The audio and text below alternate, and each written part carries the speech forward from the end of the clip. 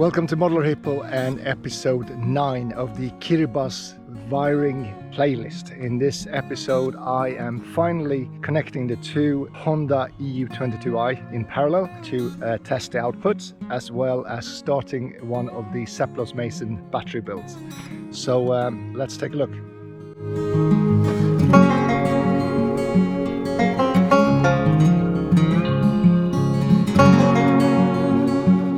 Received some parts in the post that will help me to connect the two generators in parallel. So a couple of junction boxes, and have a triple way and a two-way, or two two-ways. And this cable is not tinned, but it is an Arctic cable, good for 29 amps at 230 or 240 volts. It's quite hard to find high voltage tinned cables. They tend to be either 12 or 24 volts for marine use, but apparently this one, the way it's been insulated, should work fairly well for 230. So that's what I'm going to use. I'm going to keep it in this roll and literally just connect one end, because when I come to actually put on the boat, I will then need to redraw all of this. So this setup now is just for testing to make sure I have a 440 output or 440 watt output. I will be using this connection block, so 3 for each junction box for live, neutral and earth, and it is a chunky monkey, so should definitely be able to take the amperage. I will start with cutting this pre-made cable in the middle and then extend it with the new blue wire and the junction boxes.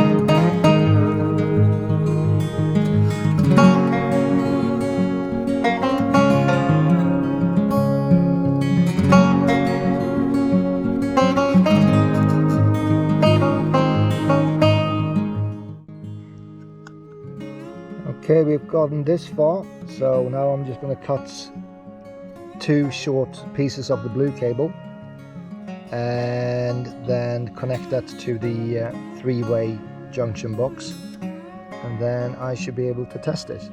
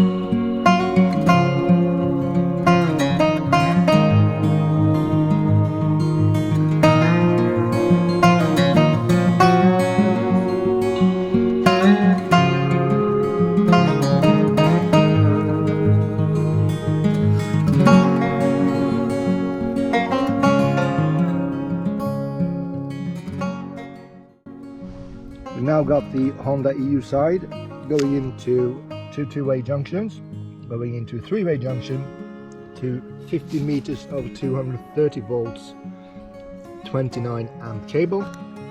I'm just going to put a UK plug, female plug on this one, and then we can run a test with both generators and exceeding 3000 watts, maybe even 4000. and see what happens. Okay, ready for a test. So what we're gonna do is connect this side to the generators, go through the junction boxes. It's actually 14 meters left now. I used a meter into a normal house plug, and then I have a hair dryer which has a peak wattage of 2200 and 1850 watts running normal on the highest speed, so that's a good one. And then I am also going to connect this one, which is 1200 watts, the heat gun. So in total that should be 3000, and if that works, then I'm happy with that. You might have noticed I have no fuses on this cable that as I first had in my design, because I read that all the oversurge protection and overload protection is already built in a Honda, so I don't need any. What happens is that they turn themselves off if anything reach above the wattage that they can handle, and as the cables can take much more than that, they should be safe. So let's give it a go.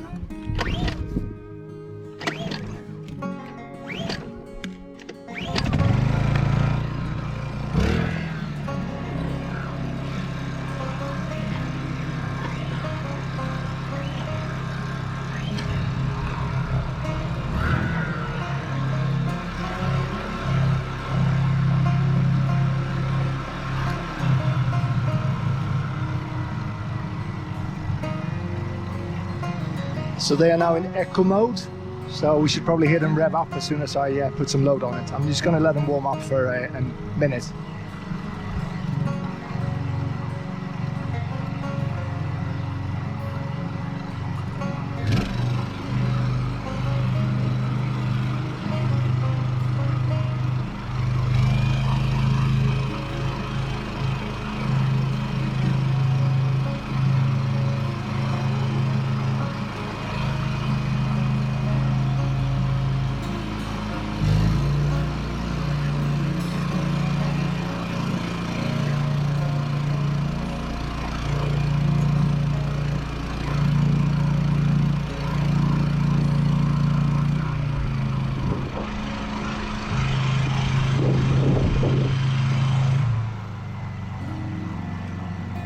I'm happy with that one. I ran both the heat gun and the air dryer, and I started up the heat gun first, which is 1200 watts, and then after that the hair dryer, which peaked to 2200, which means that I had a peak of at least 3400 watts, and as they only should be able to output 2200 each, it concludes that I have most likely doubled my output by connecting them together. So the next thing I will do is connect the blue cable to the Chargeverter, and also by then I should have all my prison batteries in the Seplos box, so I can then do a test where I charge the Seplos box with my generators and see how that works. I suspect that I will have to set the Chargeverter to a charging amperage that is matching the output of these, which is probably going to be 20 or 30 amps, something like that, but I need to read up on that before I actually do the test.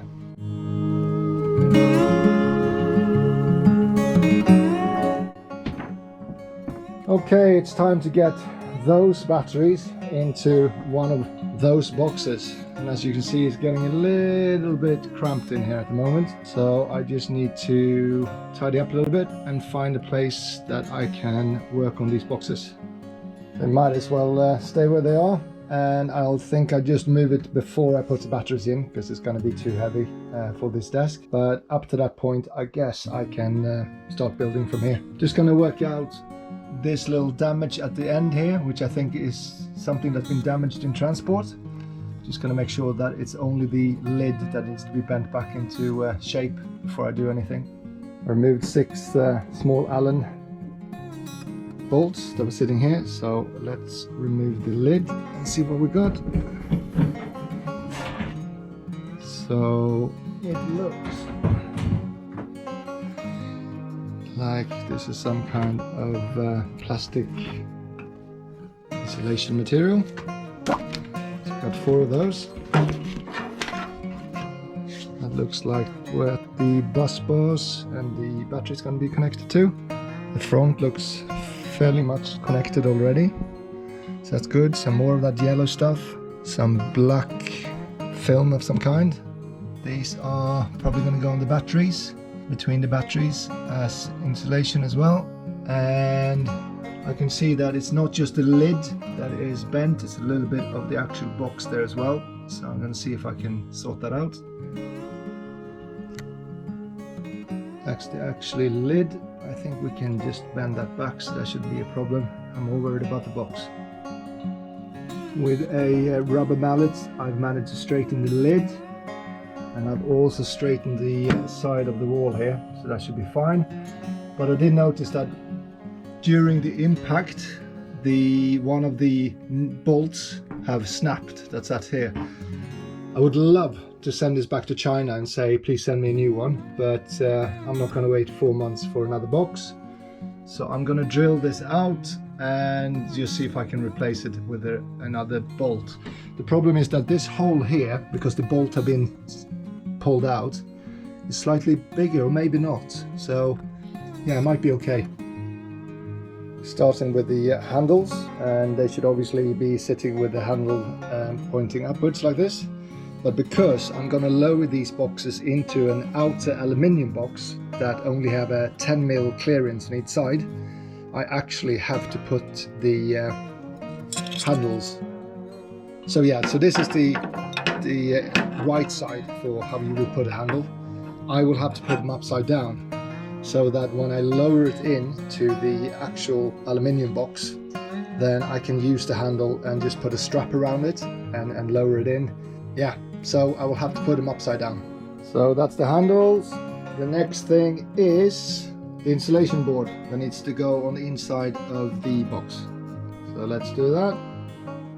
That means I need to take these 2 circuit boards off with these 8 bolts that sits here. I guess they put them like there just to be able to transport it. So I'll take them off. I assume that the back protection needs to come off, so they are glued in this position, but I need to find a video just to confirm, because I don't want to glue them in the wrong position. Epoxy insulation now in place.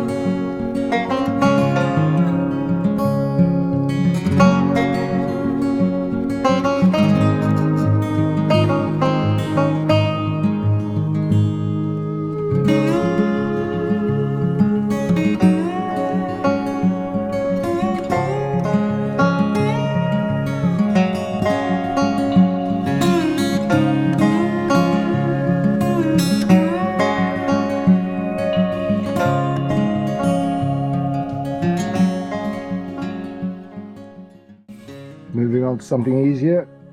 The lid came with a roll of non-conductive tape, so I'm just putting that on the underside of the lid to make sure that if there's anything connecting the any cables connecting to the metal lid, it's not gonna cause any problems.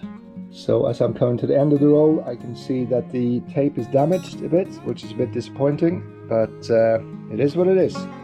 This is the one of the top compression bars, and I will just need to fit this foamy protection bit on top of those. I might as well do that now and fit it.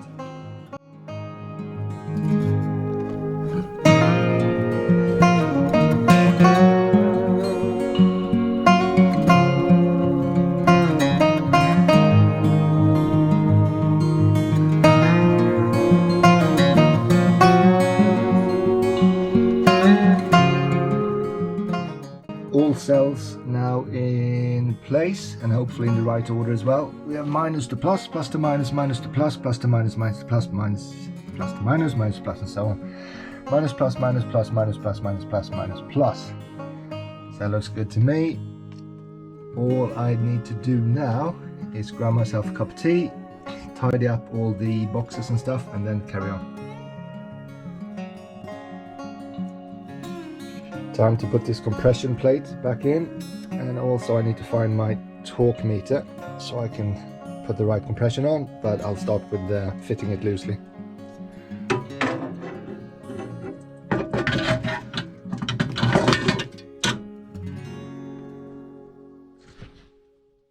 Straight away something's not right, because the plate is at its maximum compression and there's still a gap here for the batteries, so obviously there's no compression happening. So back to the manual.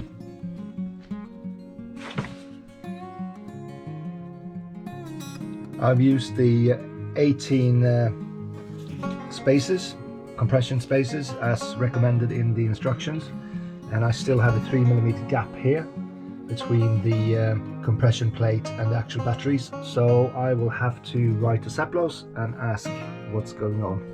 I might as well also mention that a couple of these bolts were snapped during transport, and see if they can send me some new bolts.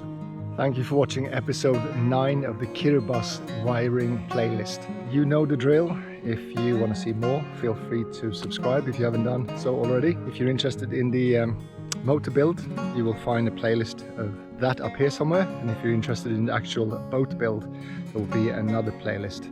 If you have any comments, questions, concerns, anything, stick them in the comments and I will respond to you within 24 hours, and I'll see you next time. Take care.